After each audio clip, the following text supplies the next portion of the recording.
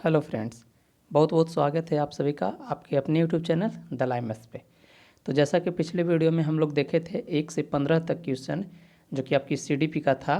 तो नेक्स्ट ये वीडियो में हम लोग 16 यानी 16 से लेकर 30 तक प्रश्न करने वाले हैं, जो कि बहुत ही इंपॉर्टेंट है प्रीवियस ईयर का क्वेश्चन। जो कि पिछले वीडियो जो भी देखे होंगे उनको अच्छे से पता होगा कि 2019 का क्वेश्चन हम लोग लेकर चल रहे हैं।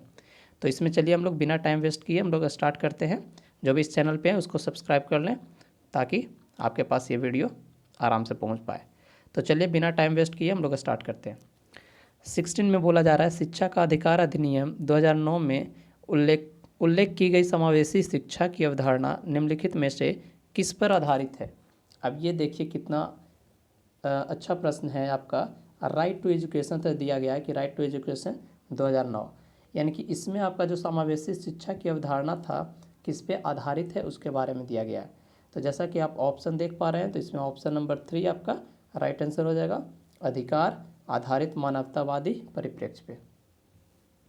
नेक्स्ट आगे हम लोग देखते हैं क्वेश्चन नंबर 17 में बोला जा रहा है संरचनावादी ढांचे में अधिगम प्राथमिक रूप से, अब देखिए यहाँ पे 4 ऑप्शन दिए गए हैं। तो प्राथमिक रूप से यंत्रवत याद करने के पर आधारित है, या फिर प्रबलन पर केंद्रित है, अनुबंधन द्वारा अर्जित है, या फिर अवबोधन की प्रक्रिया पे केंद्रित है। तो इसमें जो आपका राइट आंसर चला जाएगा ऑप्शन नंबर 4 के साथ, यानी कि अवबोधन की प्रक्रिया पर केंद्रित है। तो क्या अधिगम का प्राथमिक रूप, ये ध्यान दीजिएगा। नेक्स्ट आगे हम लोग देखते हैं क्वेश्चन नंबर 18 में बोला गया है अनेक घटनाओं के बारे में बच्चों के द्वारा बनाए गए सहजानुभूत सिद्धांतों के संदर्भ में एक शिक्षिका को क्या करना चाहिए, एक टीचर को क्या करना चाहिए, इस बारे में पूछा गया। तो देखिए जैसा कि यहाँ पे आप देख पा रहे हैं 4 ऑप्शन, तो 4 ऑप्शन को देखते हुए इसमें जो राइट आंसर आपका जाएगा ऑप्शन नंबर 4 के साथ, यानी कि प्रतिकूल प्रमाण एवं उदाहरण को प्रस्तुत करके बच्चों के इन सिद्धांतों को चुनौती देनी चाहिए। अब कहेगा कि देखिए 1 2 3 क्यों नहीं होगा, इसको भी देख लेते हैं थोड़ा। बच्चों के इन सिद्धांत को अनदेखा करना चाहिए। अब देखिए कैसा भी रहे तो अनदेखा करना ये तो आपका निगेटिव सेंस में लिया जा रहा है, तो ये आपका होगा नहीं, ये ध्यान दीजिएगा। नेक्स्ट आगे हम लोग देखते हैं ऑप्शन नंबर 2 में बोला गया है कि बच्चों को दंडित करना चाहिए, ये तो कभी नहीं। बार बार बताते हैं कि जब भी सीटेट का एग्ज़ाम देना हो तो बच्चों को तो कभी मतलब उसको गलत नहीं ठहरा सकते हैं। अगर बच्चा फेल भी हो रहा है, अगर नहीं भी पढ़ रहा है, तो वहाँ पे बच्चों की गलती कुछ भी नहीं है। जो भी गलती निकाला जाएगा टीचर का निकाला जाएगा, बच्चों का कुछ गलती होता ही नहीं है। तो ये मान के अब जब भी दीजिएगा सीटेट में कहीं आपका कोई गलत नहीं होगा। नेक्स्ट आगे हम लोग देखते हैं कि ऑप्शन नंबर 3 पे क्या दिया हुआ है। 3 में कहा जा रहा है बार बार याद करने के द्वारा एक ही सिद्धांत से बदल देना चाहिए। अब बताइए ये बार बार याद करने के द्वारा, ये कहीं ना कहीं आपका सेंस गलत है, यानी कि ऑप्शन नंबर 4 सही हो जाएगा। नेक्स्ट आगे हम लोग देखते हैं क्वेश्चन नंबर कौन सा था बच्चों का, देख लीजिए 17 हो चुका है, 18 हो गया है, 19 पे आते हैं। क्वेश्चन नंबर 19 यहाँ हम लोग देखेंगे क्या बोला जा रहा है। 19 में बोला गया है बाल केंद्रित शिक्षा शास्त्र की क्या विशेषता है। अब देखिए आगे यहाँ पे जैसा कि अभी जस्ट पिछले क्वेश्चन पे हम लोग चर्चा कर रहे थे कि बच्चों को भगवान के रूप में देखना है। अब बताइए कि कहीं भी हम लोग स्कूल में जब पढ़ाते हैं तो वो टीचर सेंटर्ड कभी नहीं होता, यानी कि शिक्षक केंद्रित नहीं होता कि शिक्षक आए अपने मन मुताबिक पढ़ा दिए, ऐसा नहीं है। अब का जो पढ़ाई है आपका बाल केंद्रित है, और बाल केंद्रित कहने का मतलब क्या होता है कि बच्चों के अनुरूप आपको पढ़ाना है। अगर बच्चों का पढ़ने का मूड नहीं है तो आप उसको कभी नहीं पढ़ा सकते हैं, जो वो चाहे उसी को पढ़ाना है। तो उसी के अकॉर्डिंग इसको इसमें क्वेश्चन में दिया गया है कि बाल केंद्रित शिक्षा शास्त्र की क्या विशेषता है। आपके पास 4 ऑप्शन प्रस्तुत किए गए हैं, तो इसमें जो राइट आंसर आपका जाएगा ऑप्शन नंबर 2 के साथ, बच्चों के अनुभवों को प्रमुखता देना, यानी कि उनके अनुभव को प्रमुखता देने की बात कही गई है। अब कहिएगा सर ऑप्शन ए, देखिए यहाँ पे केवल, पहले भी बता चुके हैं कि केवल वर्ड जहाँ आ गया वो निगेटिव आपका चला जाएगा। केवल पाठ्य पुस्तक पर निर्भर होना ये गलत है। यंत्रवत याद करना, रटने पर भी जोर नहीं देना है। योग्यता के आधार पर विद्यार्थियों को नामांकन करना तथा वर्गीकरण करना, तो ये भी नहीं कि योग्यता के आधार पर मान लीजिए जो कमज़ोर बच्चे उसको नामांकन नहीं करना है, तो ये कहीं ना कहीं गलत है, यानी कि ऑप्शन नंबर 2 इसका सही आंसर हो जाएगा। नेक्स्ट आगे देखते हैं क्वेश्चन नंबर 20। संवेग एवं संज्ञान एक दूसरे के, चलिए ये तो आपका बहुत ही इंपॉर्टेंट प्रश्न है और एकदम इजी प्रश्न भी है, लेकिन कई बच्चे इसमें ऐसा होता है कि बहुत गलत भी करते हैं। तो संवेग एवं संज्ञान एक दूसरे के सन्निहित है, यानी कि एक दूसरे पे डिपेंडेंट है, सन्निहित है, एक दूसरे में समाहित है। नेक्स्ट आगे हम लोग देखते हैं क्वेश्चन नंबर 21 में बोला गया संरचनावादी सिद्धांतों के अनुसार अधिगम के बारे में निम्नलिखित कथनों में से कौन सा सही है। बस इसमें सही के सेंस में पूछा गया और उसी के सेंस में आपको क्या करना है, आंसर करना है। यहाँ देखिए अब ठीक है। तो यहाँ पे हम लोग देखते हैं 4 ऑप्शन आपके सामने दिए गए हैं। तो 4 ऑप्शन में जो राइट आंसर आपका जाएगा ऑप्शन नंबर 4 के साथ। 4 में देखिए क्या कहा गया, अधिगम सक्रिय विनियोजन के द्वारा ज्ञान की संरचना की प्रक्रिया, ये आपका राइट आंसर हो जाएगा। नेक्स्ट आगे हम लोग देखते हैं क्वेश्चन नंबर 22 में बोला गया विद्यार्थियों को स्पष्ट उदाहरण एवं गैर उदाहरण देने का क्या परिणाम है। अब देखिए एक होता है कि स्पष्ट उदाहरण और एक गैर उदाहरण, ये दो देने का क्या वहाँ पे मतलब कि परिणाम है, उसके बारे में यहाँ पे क्वेश्चन दिया गया है। तो देखिए यहाँ पे आप जो राइट आंसर आपका चला जाएगा ऑप्शन नंबर 1 के साथ। 1 में क्या बोला जा रहा है कि अवधारणात्मक परिवर्तनों को प्रोत्साहित करने के लिए यह एक प्रभावशाली तरीका है। अब जैसे कि कोई भी एग्जाम्पल के थ्रू बच्चों को आप बताइएगा तो कहीं ना कहीं उनके अंदर सीखने की जिज्ञासा आएगी और कहीं ना कहीं वो इस तरह से अपने माइंड को बिल्ड कर पाएंगे और एक प्रभावशाली स्टूडेंट्स के रूप में साबित हो जाएंगे। अब यहाँ पे देखिए ऑप्शन 2 बोला जा रहा है एक यह विद्यार्थियों के मस्तिष्क में भ्रांतियाँ पैदा करती है। बताइए एग्जाम्पल के थ्रू अगर बच्चों को समझाएंगे तो उनके अंदर भ्रांति उत्पन्न होगा, बिल्कुल नहीं। यह अवधारणाओं की समझ में अभाव पैदा करता है, ये भी देखिए आपका नेगेटिव बता रहा है कि उनके कॉन्सेप्ट को समझने में क्या मतलब अभाव पैदा होगा, तो जी नहीं। नेक्स्ट है यह अवधारणा समझ के बजाय कार्यविधिक प्रक्रियात्मक ज्ञान पर ध्यान केंद्रित करता है, ऐसा नहीं है। समझ अगर एग्जाम्पल के थ्रू बताएंगे तो कहीं ना कहीं बच्चा समझने में और ज़्यादा जिज्ञासु रहेगा और अच्छे से समझ पाएगा। तो इसका ऑप्शन नंबर 1 सही हो जाएगा। नेक्स्ट आगे देखते हैं क्वेश्चन नंबर 23 में कहा गया बच्चों को अधिगम गतिविधियों में भागीदारी करने के लिए लगातार पुरस्कार देना व दंड का प्रयोग करने से क्या प्रभाव पड़ता है। अब ये देखिए ये बहुत ही अच्छा प्रश्न है। यहाँ पे देख पा रहे हैं कि लगातार पुरस्कार देना या फिर दंड देना, अब क्या प्रभाव पड़ेगा ये आप भी समझ सकते हैं। कभी भी कोई भी बच्चा को लगातार पुरस्कार देना नहीं चाहिए, ये तो आप भी जानते हैं। और यहाँ पे दंड की बात है तो दंड तो कभी देना ही नहीं है। तो अब यहाँ पे हम जैसा कि ऑप्शन को देखेंगे और उसके अकॉर्डिंग आंसर करेंगे।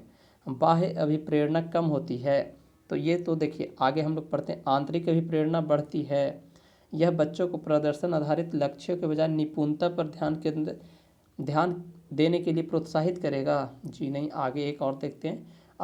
अधिगम में बच्चों की स्वाभाविक अभिरुचि तथा जिज्ञासा कम होती है।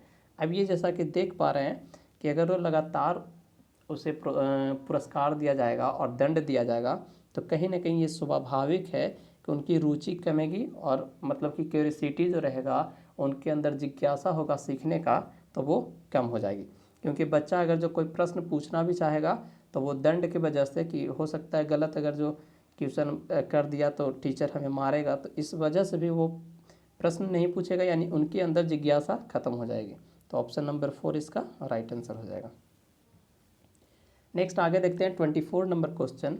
निम्नलिखित में से कौन सी प्रथाएं सार्थक अधिगम को बढ़ावा देती है। अब यहाँ पे 4 ऑप्शन आप देख पा रहे हैं। शारीरिक दंड, सहयोगात्मक अधिगम पर्यावरण, सतत एवं समग्र मूल्यांकन या फिर निरंतर तुलनात्मक मूल्यांकन। अब इसमें देखिए आपका जो राइट आंसर चला जाएगा ऑप्शन नंबर 2 के साथ। आप कहिएगा 2 क्यों होगा, यानी कि 2 में आपका 2 और 3 यानी कि 2 एवं 3। अब देखिए कि कौन सी सार्थक अधिगम को बढ़ावा देने के लिए, अब अधिगम यानी कि सीखने को बढ़ावा करना है तो शारीरिक दंड देंगे तो बच्चा कभी सीख पाएगा, चाहे उसको अधिगम सीखने में वो आगे बढ़ेगा तो नहीं, ये तो गलत हो गया। अब देखिए निरंतर तुलनात्मक मूल्यांकन, मैंने पहले भी बताया था कि कभी भी बच्चों को तुलना के रूप में कभी नहीं बांटना है, यानी किसी से कंपेयर उसे नहीं करना है। तो बाकी आपका सहयोगात्मक सहयोग की विधि होना चाहिए और सतत एवं समग्र मूल्यांकन, यानी कि सतत मतलब कि रेगुलर वे में उसको कंटिन्यू आप उसका मूल्यांकन करते रहिए और उस अकॉर्डिंग उसमें अधिगम को बढ़ावा दे सकते हैं। नेक्स्ट आगे हम लोग देखते हैं क्वेश्चन नंबर 25 में बोला गया, शिक्षक बच्चों की जटिल अवधारणाओं की समझ को किस प्रकार सहज कर पाते हैं यानी कर सकते हैं। तो यहाँ पे आपके 4 ऑप्शन प्रस्तुत किए गए हैं। तो यहाँ पे हम लोग पिछले वीडियो में बहुत बार पढ़े हैं और उस चीज़ को मैंने बार बार बताया है।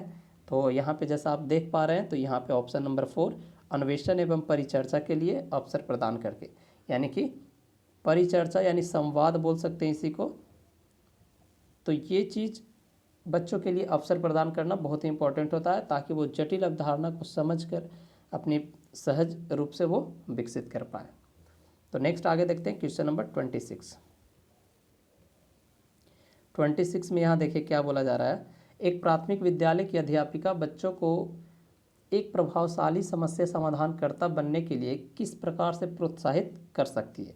अब यहाँ पे जैसा कि आप 4 ऑप्शन देख पा रहे हैं, तो 4 ऑप्शन में जो इसका देखिएगा राइट आंसर आपका चला जाएगा ऑप्शन नंबर, देखिए यहाँ पे ऑप्शन नंबर 4 के साथ जाएगा। क्यों? क्योंकि यहाँ पे जैसे 4 आप देख पा रहे हैं कि बच्चों को सहजानुभूत अनुमान लगाने के लिए प्रोत्साहित करके तथा उसी पर आधारित विचार मंथन करके, तो ये आपका राइट आंसर हो जाएगा। अब यहाँ पे 4 ऑप्शन जैसे देख पा रहे हैं, तो उसमें देख लेंगे क्यों नहीं हो रहा है। पहला है प्रत्येक छोटे कार्य के लिए भौतिक पुरस्कार देना। अब बताइए कि अगर बच्चा कोई भी छोटा छोटा वर्क करेगा, बार बार उसको पुरस्कार दीजिएगा, तो कहीं ना कहीं उनके अंदर लालच हो जाएगा, वो पढ़ाई पे फोकस नहीं करके वो सिर्फ पुरस्कार के पीछे भागेंगे, तो ये तो हो गया गलत।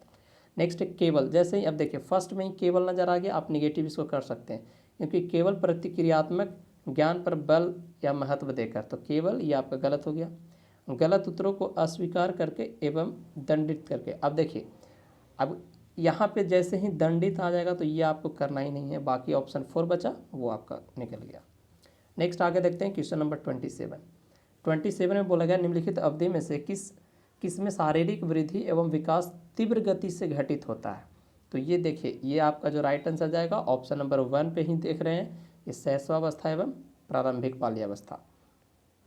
तो जैसा कि मैंने बताया था कि शैशवावस्था का जो ड्यूरेशन होता है आपका ऐसे देखा जाए 0 नहीं, उसको जन्म से 5 वर्ष ये देखा जाता है शैशवावस्था का काल, और बाल्यावस्था जो होता है 6 से 12 वर्ष। लेकिन कहीं कहीं देखिएगा कि बाल्यावस्था को पार्ट बाई पार्ट में डिवाइड किया जाता है, उस दौरान देखिएगा तो शैशवावस्था 0 नहीं, यहाँ पे बार बार 0 नहीं लेना है। ऐसा बुक में देखिएगा बहुत सारे बुक्स में 0 से देता है, लेकिन 0 नहीं होगा, जन्म से, यानी कि वहाँ पे हो जाएगा जन्म से 2 वर्ष जो कि शैशवावस्था। और यहाँ पे देखिए बाल्यावस्था जो है प्रारंभिक बाल्यावस्था 2 से 6 वर्ष वही आ जाता है। तो इसमें शैशवावस्था व बाल्यावस्था जो है प्रारंभिक, उसमें शारीरिक वृद्धि एवं विकास जो होता है वो तीव्र गति से होता है। तो ऑप्शन नंबर कौन सा हो गया आपका? Option number 1। तो चलिए आगे हम लोग बढ़ते हैं क्वेश्चन नंबर 28 की ओर। 28 में देखिए कहा गया है कि निम्नलिखित में से कौन सा विकास का सिद्धांत नहीं है। पहला इसमें देखिए इस प्रश्न में पहला क्वेश्चन देखने को मिला जो नहीं के सेंस में अभी तक आया। हम लोग पहले जो करते थे उसमें बहुत सारा प्रश्न देखने को मिल जाता था, लेकिन इसमें जो है फर्स्ट एक देख रहे हैं कि नहीं के सेंस में दिया है। अब यहाँ पे आपके सामने 4 ऑप्शन दिए गए हैं। विकास जीवन पर्यंत होता है, बिल्कुल सही है, क्योंकि विकास कभी नहीं रुकने वाला है, जीवन पर्यंत चलते रहती है। विकास परिवर्त्य है, सही है। विकास आनुवांशिकी एवं पर्यावरण दोनों के द्वारा प्रभावित होता है, जी बिल्कुल सही है। कुछ आनुवांशिक का भी इसमें होता है और कुछ पर्यावरणीय भी होता है। लास्ट इसमें देखिए क्या दिया गया है, विकास सार्वभौमिक है तथा सांस्कृतिक संदर्भ इसे प्रभावित नहीं करते हैं। ये देखिए आपका गलत पकड़ में आ गया, सांस्कृतिक संदर्भ जो है प्रभावित नहीं करते हैं, ये तो गलत है, ये भी प्रभावित करते हैं। यहाँ अगर करते रहता तो ये सही हो जाता, लेकिन नहीं है तो ये आपका गलत है, और यहाँ नहीं के सेंस में ही पूछा है। तो ऑप्शन नंबर 4 आपका राइट आंसर हो जाएगा। नेक्स्ट आगे देखते हैं क्वेश्चन नंबर 29 में बोला गया व्यक्तिगत विभिन्नताओं का प्राथमिक कारण क्या है। यानी कि व्यक्तिगत विभिन्नता जो होता है उसका फर्स्ट रीज़न जो है वो आखिर है क्या, तो इसको हम लोग देखेंगे। तो फर्स्ट इसमें हम लोग देखेंगे ऑप्शन, लोगों के द्वारा माता पिता से प्राप्त अनुवांशिक संकेत पद्धति, जन्मजात विशेषता, पर्यावरणीय प्रभाव, या फिर अनुवांशिकता एवं पर्यावरण के बीच जटिल पारस्परिक क्रिया। तो यहाँ देखिए वैयक्तिक विभिन्नता का जो प्राथमिक आपका जो राइट आंसर जाएगा ऑप्शन नंबर 4 के साथ, अनुवांशिक एवं पर्यावरण के बीच जटिल पारस्परिक क्रिया। इसके आगे हम लोग पढ़ते हैं क्वेश्चन नंबर 30, जो कि आज का लास्ट क्वेश्चन है, और इस क्वेश्चन को करके हम लोग एंड करेंगे। तो इसमें देखिए कहा गया, निम्नलिखित में से कौन सा द्वितीयक समाजीकरण एजेंसी का उदाहरण है। अब यहाँ पे जैसे ही सेकंड आ गया, फर्स्ट आता तो आंसर इसका कुछ और होता, लेकिन यहाँ पे द्वितीयक के रूप में पूछा गया है, तो द्वितीयक में आपका आ जाएगा ऑप्शन नंबर 3 विद्यालय एवं मीडिया। और अगर प्राइमरी फर्स्ट पूछा जाएगा तो फर्स्ट में आ जाएगा परिवार एवं पास पड़ोस आता है, यानी कि परिवार। ऐसे तो मुख्य रूप से देखा जाए तो परिवार आता है, लेकिन कहीं कहीं पे आप अगर फोकस कीजिएगा तो ऑप्शन के अकॉर्डिंग आप देखिएगा तो फिर पास पड़ोस भी आपका प्राथमिक में ही आएगा। और दूसरी बात है, परिवार के साथ साथ इसमें मित्र भी आता है, जो कि आपका फर्स्ट प्राथमिक में ही आ जाएगा। तो चलिए, आज का ये था पूरा 30 का 30 प्रश्न हम लोग सोल्व कर पाएँ। तो आप लोग देखे होंगे तो आप लोग जाहिर सी बात ही कैसा लगा होगा। आप लोग अगर अच्छा लगा होगा तो लाइक और सब्सक्राइब जरूर करें। मेरा टारगेट है कि CDP में 30 में 30 आप अच्छे से प्राप्त कर पाएँ। तो चलिए, इसी तरह से हम लोग मिलेंगे नेक्स्ट वीडियो में। Thank you.